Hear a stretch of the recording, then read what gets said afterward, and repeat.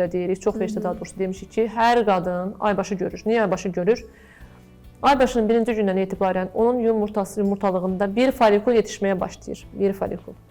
Və aybaşının 13-14-cü günü ortalama, bəzi 10-17 gün, amma ortalama 13-14-cü gün o folikul böyüyür. Ölçüsü təxmini 22-23 mm çatandan sonra partlayır, ovulyasiya gedir.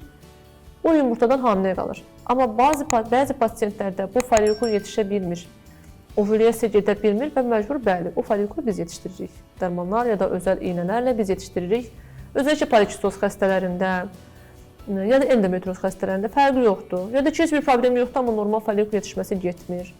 Bu pasientlərdə öncə folikul niyə yetişmir, onun səbəbi araşdırılır, öncə səbəb müalicə olunur, sonra da yenə öz folikulu spontan yetişmirsə, bəli, folikulu biz yetişdiririk. Məhz bu folikul yetişdirmə prosesini necə izləyirik biz?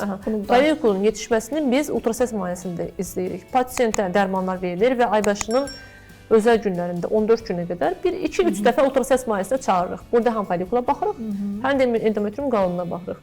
Ölçü gəldi 22-23 mm olduğu zaman artıq fərqli dərmanlarla ya da spontana buraxırıq.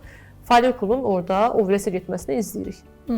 Ovulyasiya getdi, sarı cisim yaranırsa, bəli, hamilə şansı yüksəlir. Bəs kimlərə tətbiq edirik bunu? Bayaq dediyim kimi, folikulu yetişməyən, öz folikulu spontan, normalda xanımlarda özündə yetişir, hər ay bir folikul yetişir. Amma bəzi xanımlarda yetişmir, ya da yetişir, amma partlamır, kistalaşır. Bu qrup xəstələrdə bəli, icra edilir. Neçə dəfə edə bilərik bəs bu folikul stimullaşdırmasını? Folikul stimulasiya maksimal 10 dəfə deyilir.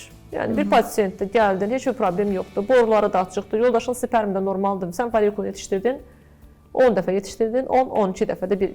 Və artıq bu xəstədə folikul yetişir, partlayır, sarı cisimdə yaranır və hamilə qalmırsa, səbəbi bilinməyən sonsuzluq qrupuna girir və pasiyentə artıq başqa yöntəmlər, məsləhət görülür.